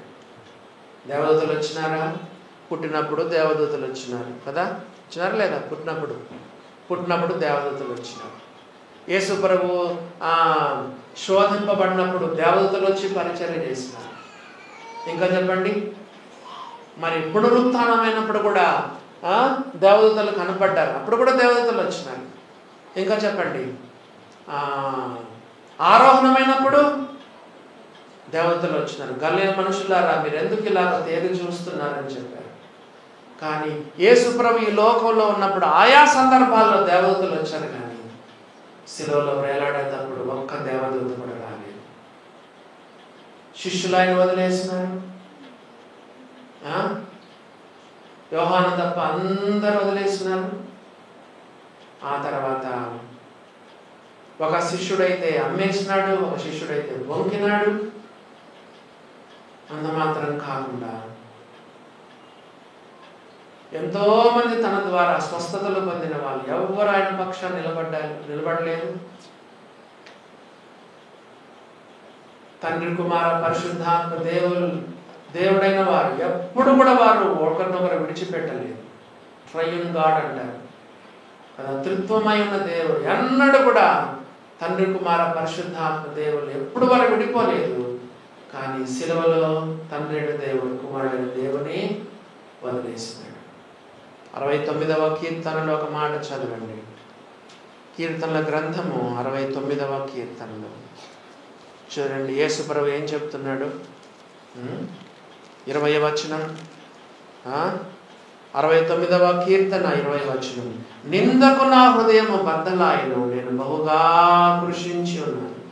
కరుణించి వారి కొరకు కనిపెట్టుకొంటిని గాని ఎవరునూ లేకపోయిరి. ఓదార్చు వారి కొరకు కనిపెట్టుకొంటిని గాని ఎవరునూ మనం భయంకరమైన కష్టాల్లో ఉన్నప్పుడు ఎవరైనా మనం కొంచెం ధైర్యం చెప్తే మనకు కొంచెం బాగుంటుంది.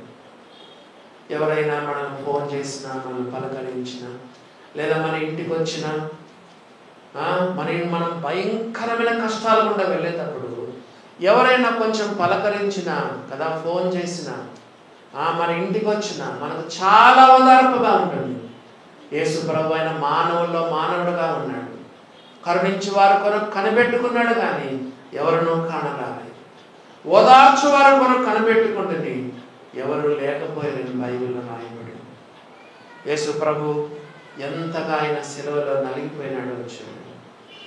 కాబట్టి మనం చదువుతున్నాం ఈ సమయంలో యేసు ప్రభు కేక వేశాడు, నా దేవా, నా దేవా, నీవు నన్నేలా విడనాడితివని యేసు ప్రభు కేక వేసినట్టుగా బైబిల్లో మనము చదువుతున్నాం. యేసు ప్రభు సిలువలో పలికిన 5వ మాట మీరు గమనించండి. యోహాను సువార్తకు రండి. యేసు ప్రభు వారి సిలువలో పలికినటువంటి 5వ మాట యోహాను సువార్త 19వ అధ్యాయం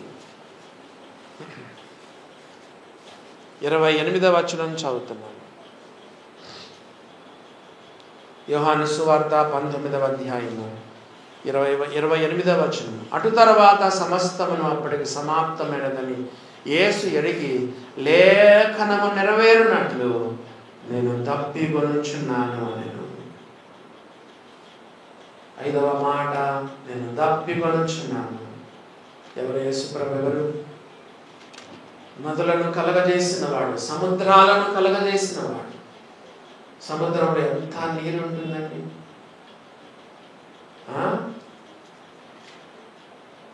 ఆకాశమును జలధారలతో నింపినటువంటి వాడు, మేఘములను జలధారలతో నింపినటువంటి వాడు.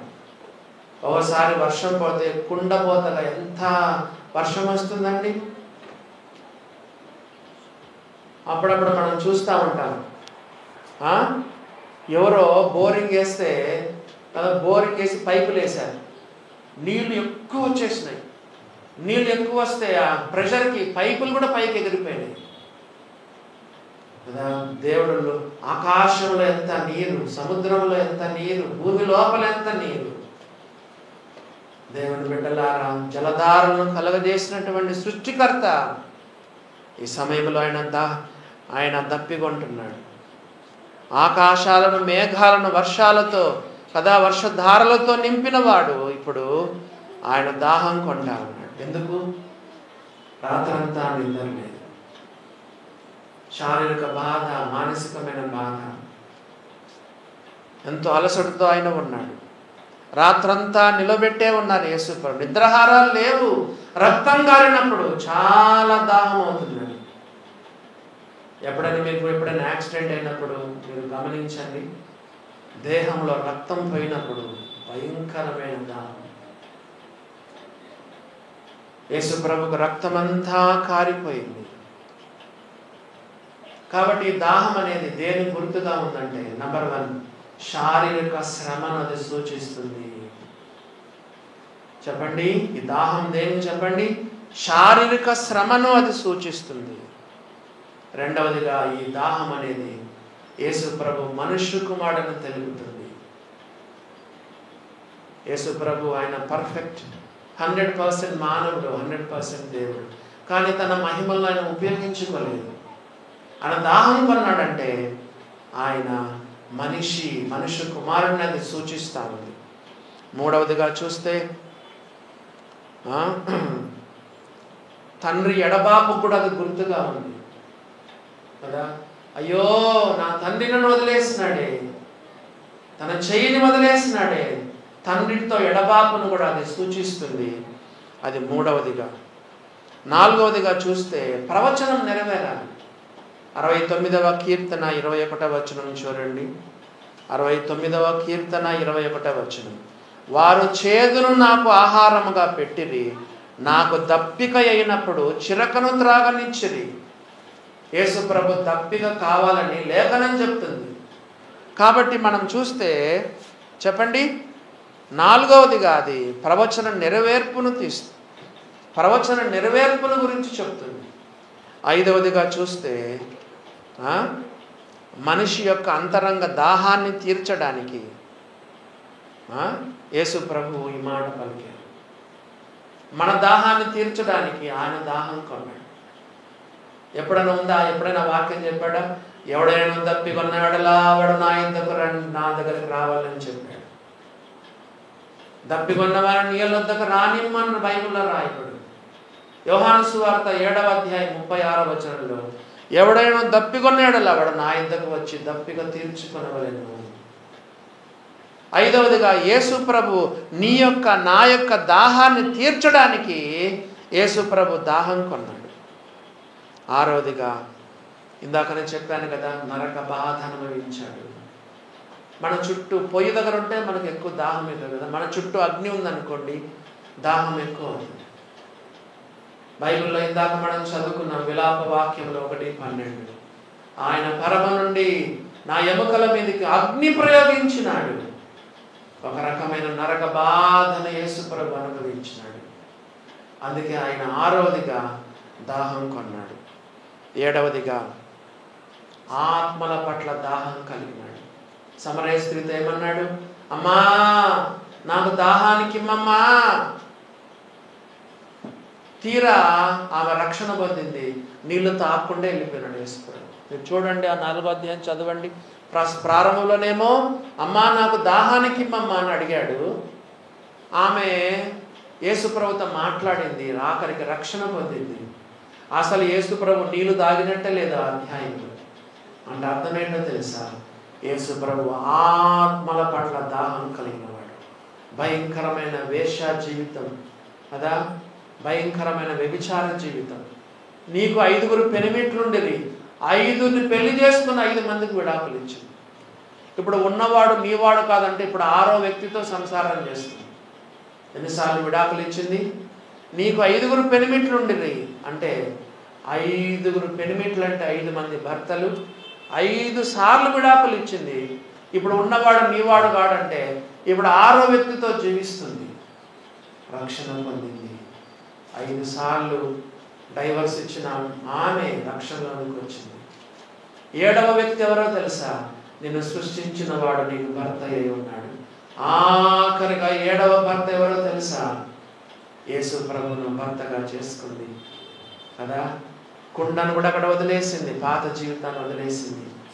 ఊరికి వెళ్ళిపోయింది, గ్రామానికి వెళ్ళిపోయి నేను చేసినవన్నీ నాతో చెప్పిన ఈయన క్రీస్తు కాడా, మీరు రండి రండి అని చెప్పి మొత్తం గ్రామాన్ని యేసు ప్రభు దగ్గరకు తీసుకుని వచ్చింది. వాళ్ళు చెప్పారు, నువ్వు చెప్పిన మాటను కాకుండా, నువ్వు చెప్పిన మాటను బట్టి కాకుండా మా మటుకు మేము విని లోకరక్షకుడని మేము నమ్ముతున్నామని. ఆ రోజు చాలామంది సమరయులలో అనేకులు ఆయన విశ్వాసం ఉంచినని బైబిల్లో మనం చూస్తా ఉన్నాం. ఎప్పుడైతే ఆమె రక్షణ పొందిందో యేసు ప్రభు యొక్క దాహం తీరిపోయింది. అందుకే ఆయన నీళ్లు తాగకుండానే తన దారిని వెళ్ళిపోయినాడు. కాబట్టి చూసారా, నేను తప్పికొని కూర్చున్నానంటే దాంట్లో ఉన్న 7 విషయాలు మనము విన్నాము. ఎన్నైనా చెప్పండి? 5 అయినాయి కదా. 6వదిగా చూడండి, యోహాను సువార్త 19వ అధ్యాయము 30వ వచనం. యేసు ప్రభువారు సిలువలో పలికిన 6వ మాట చూడండి, 19వ అధ్యాయము 30వ వచనం చదువుకున్నాం. యేసు ఆ చిరక పుచ్చుకొని సమాప్తమైనదని చెప్పి తల వంచి ఆత్మను అప్పగించెను. యేసు ప్రభువారు సిలువలో పలికిన 6వ మాట ఏంటో తెలుసా? It is finished. దేవుని బిడ్డలారా, మరి దేవుడు ఈ లోకానికి ఎందుకు పంపించాడో నువ్వు ఎరిగి ఉన్నావా? దేవుడు నీకు అప్పగించిన పని పూర్తి చేయాలి. దేవుడు నీకు ఏమప్పగించాడో కదా. భార్య బిడ్డలు నీకు అప్పగించుండొచ్చు, భర్త పిల్లల్ని అప్పగించుండొచ్చు. కొంతమంది సేవనే సేవ అనుకుంటారు. నో, కొంతమంది భార్య భర్తలు ఏం చేస్తారు తెలుసా? కుటుంబాన్ని చాలా మంచిగా పెంచి సంఘానికి, సమాజానికి మంచి బిడ్డలను వాళ్ళు అందిస్తారు. సేవ చేస్తేనే సేవ కాదు. నీకు ఆల్రెడీ చెప్పాను, మాది పెద్ద కుటుంబం. మా నాయన గవర్నమెంట్ జాబ్ కాబట్టి వాళ్ళ అక్కల పిల్లలను, చెల్లెల పిల్లలను అందరూ మా ఇంట్లో పెట్టుకునేవాడు. వాళ్ళకు చదువులు, ఉద్యోగాలు, వాళ్ళకు వివాహాలు చేసేంత వరకు మా నాయన బాధ్యత తీసుకున్నాడు. మా అమ్మకు విసుగొచ్చింది. ఏంది, మా అమ్మ కూడా గవర్నమెంట్ టీచర్, ఆమె ఎలిమెంటరీ స్కూల్ టీచర్. ఏంది ప్రభువా, పొద్దుస్తమ పెద్ద వంట, 15 మందికి వంట చేయాలి. పొద్దున వంట, మధ్యాహ్నం వంట, రాత్రి వంట. ప్రభువా ఇదేనా సేవ చేయడానికి? లేదే. దేవుని పైన విసుకున్నప్పుడు దేవుడు మెల్లని స్వరము దేవుడు మా అమ్మకు వినిపించాడు. బిడ్డ, బైబిల్ సంఖ్యలో పెట్టుకొని బయటికి వెళ్ళడం సేవ కాదు. నీ కుటుంబాన్ని అప్పగించాను, చాలా మంది పిల్లల్ని నీ కొరకు ఇచ్చాను. నా కొరకు వాళ్ళని పెంచి పెద్ద చేయి.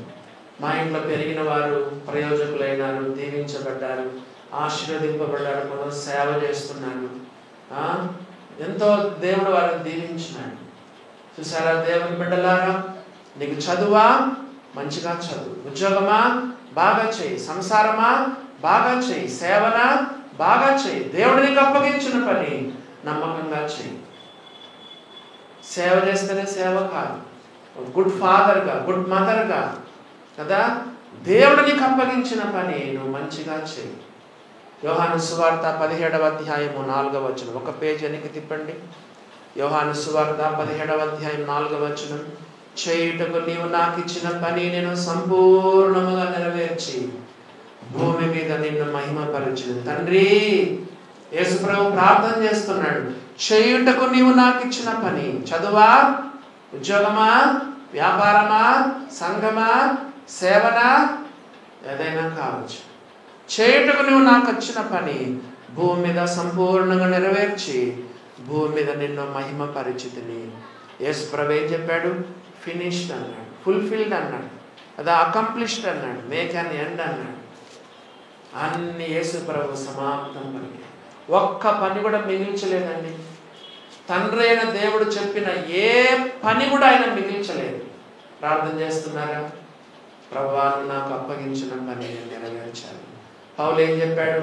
మంచి పోరాటం పోరాడి తిని, నా పరుగు తుదముట్టించి తిని, విశ్వాసమును కాపాడుకుంటుని.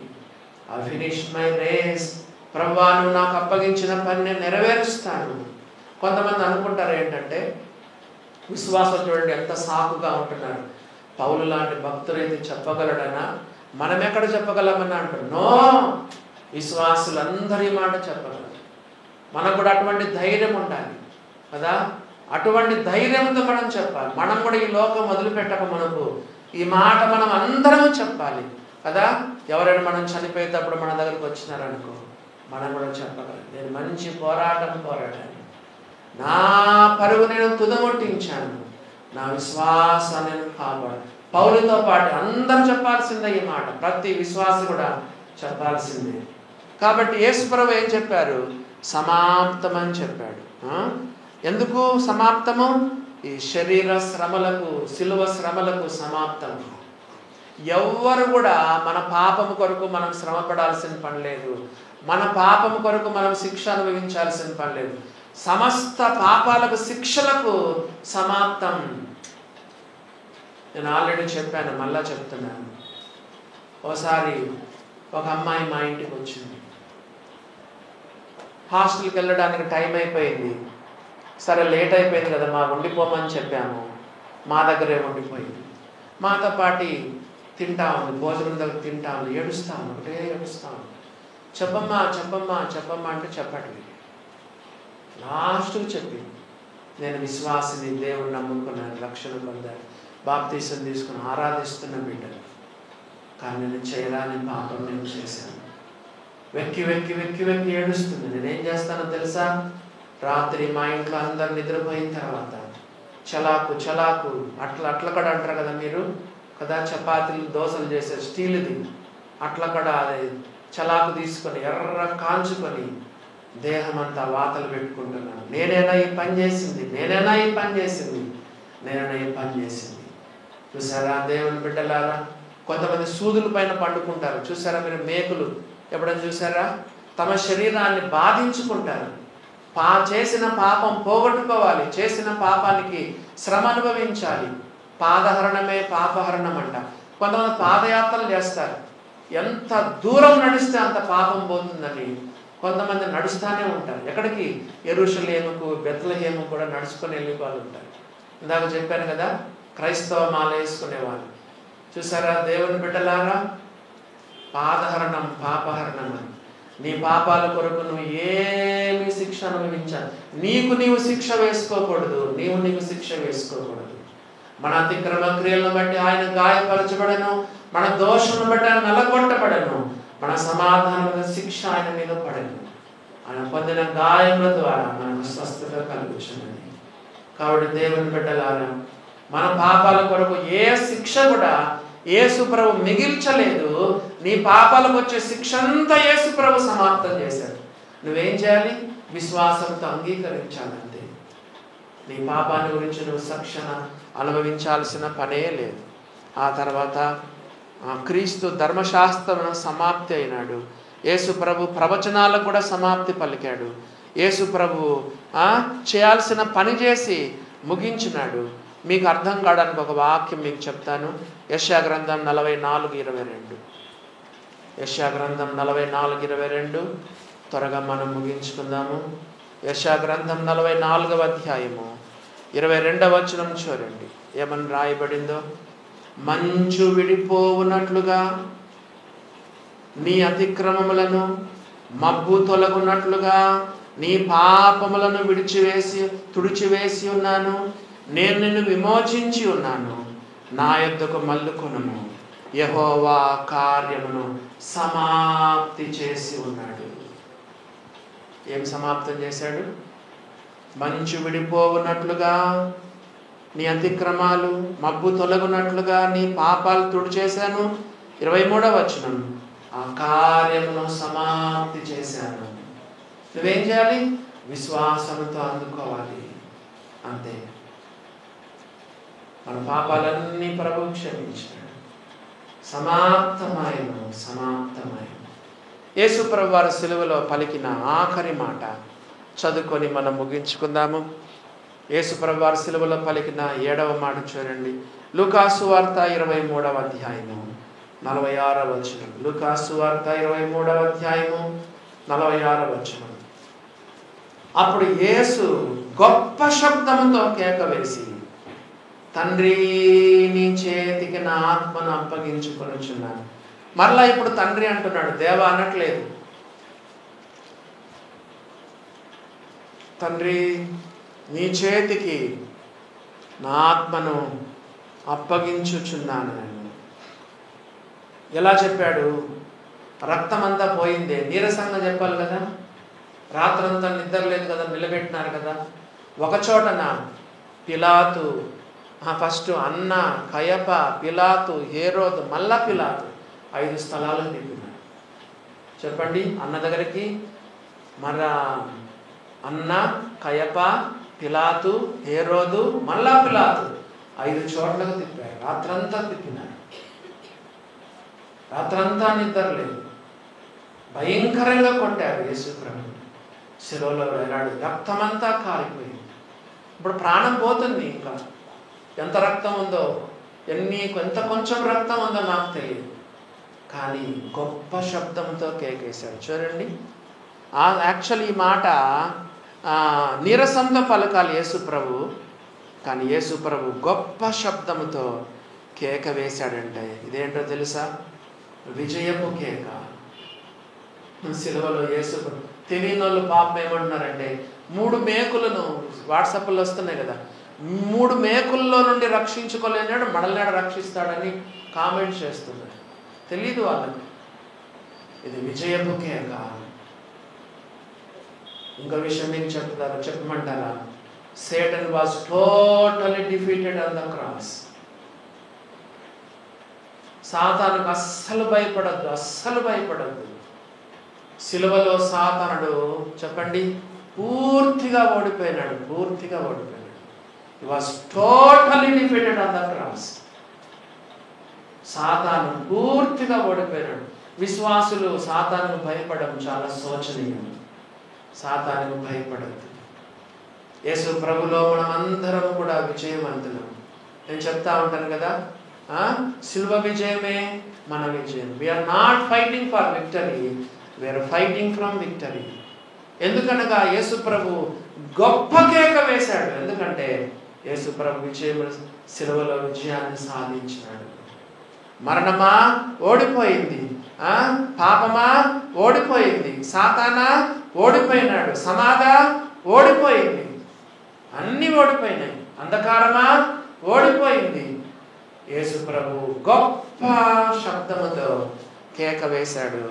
అది విజయపు కేకని వ్రాయబడింది. ఇప్పుడు ఏం చేస్తున్నాడు చెప్పండి? తండ్రి చేతికి తన ఆత్మను అప్పగించుకుంటున్నాడు. గెత్సెమనే తోటలో తండ్రి నా ఇష్టం కాదు నీ చిత్తమే సిద్ధించునుగా, కానీ గెత్సెమనే తోటలోనేమో తండ్రి చిత్తానికి అప్పగించుకున్నాడు.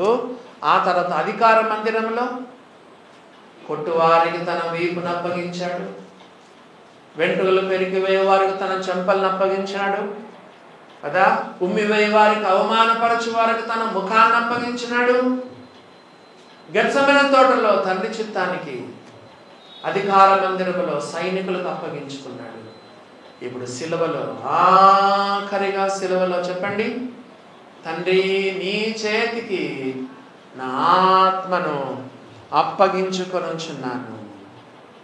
ఓ దేవుని బిడ్డలారా, సిలువలో వేలాడుతా కూడా తండ్రితో సంబంధం కలిగి ఉన్నాడు.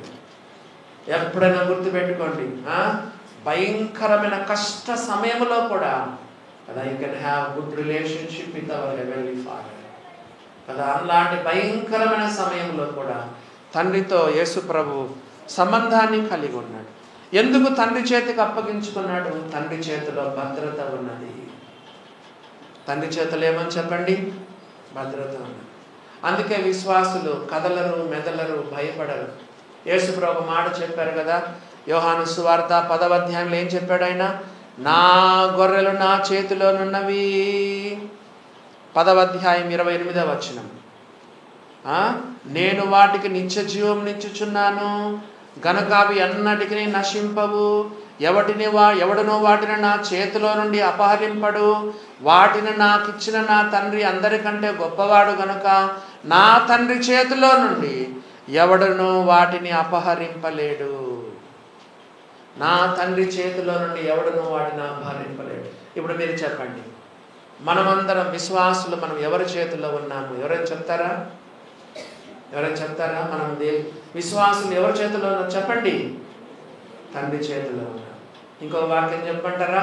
చూడము నా అరచేతుల్లో నిన్ను చెక్కుకొని ఉన్నాను. యేసు ప్రభు నమ్ముకున్న వారికి ఎంత భద్ర, చేతబడులా ఏం చేయలేరు కదా, దురాత్మల దుష్టశక్తులా నేనేమీ చేయలేరు, మాంత్రికులా ఏమీ చేయలేరు. ఎవరైనా చెడుగు ప్రయోగించినారా దగ్గరకు వచ్చి అట్లే ఎనికిపోతాయి. ఎందుకంటే నీ చుట్టూ దేవుని దూతలు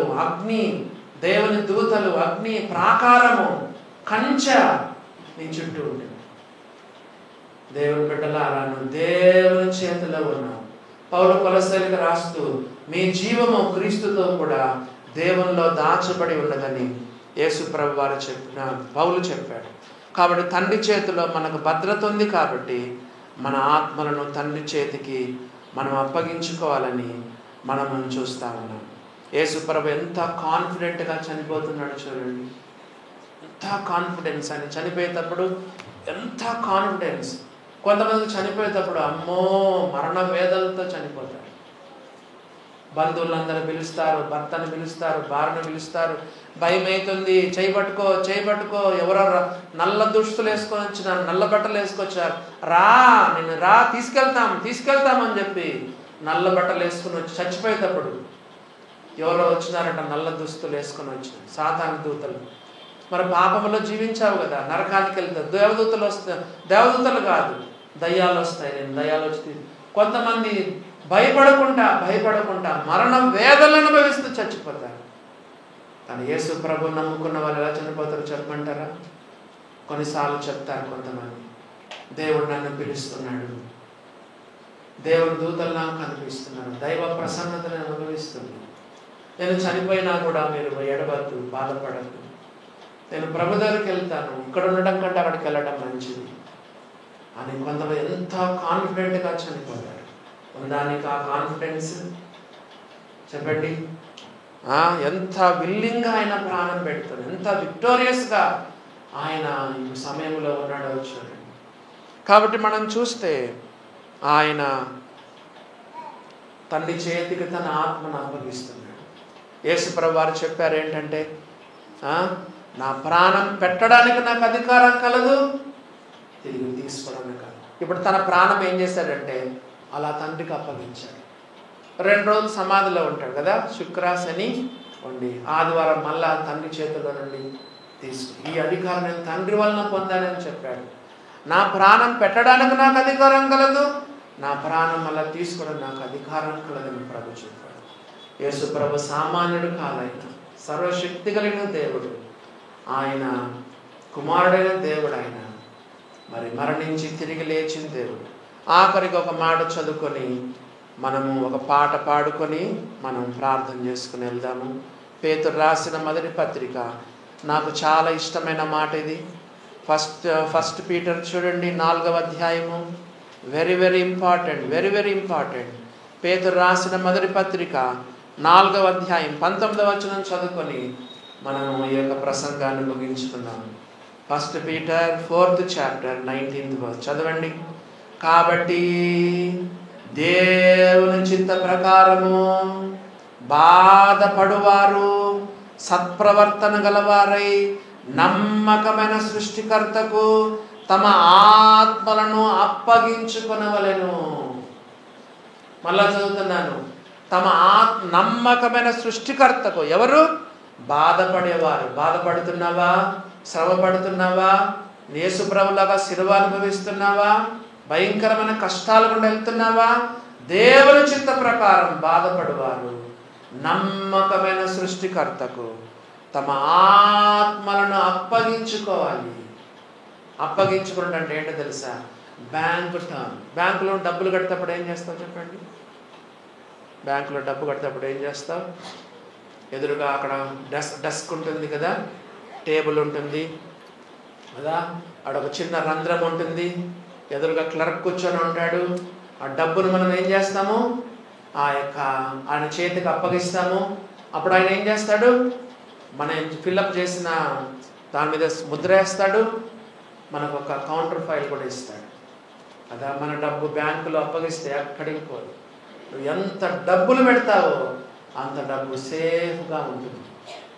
అది అప్పగించుకొనటానికి బ్యాంక్ టర్మ్ అంటారు కదా. మనం కూడా మన ఆత్మను తండ్రికి అప్పగిస్తే కదా మనం ఎంత భద్రంగా ఉంటామో మనం చెప్పలేము.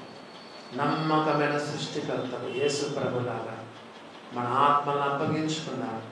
యేసు ప్రభుని అలా చనిపోయిన తర్వాత సమాధి చేస్తారు కదా, ఆయన ముద్ర కూడా వేస్తాడు. మరి ఆయన 3వ రోజున తిరిగి లేస్తాడు. అన్ని మతాలు మీరు చూడండి, సమాప్తితో సమాప్తం. ఏ మతమైనా చూసుకోండి, సమాధితో సమాప్తం, మరణంతో సమాప్తం. క్రైస్తత్వము చెప్పండి పునరుత్థానుడు. యేసుప్రభు పునరుత్థానుడైనాడు.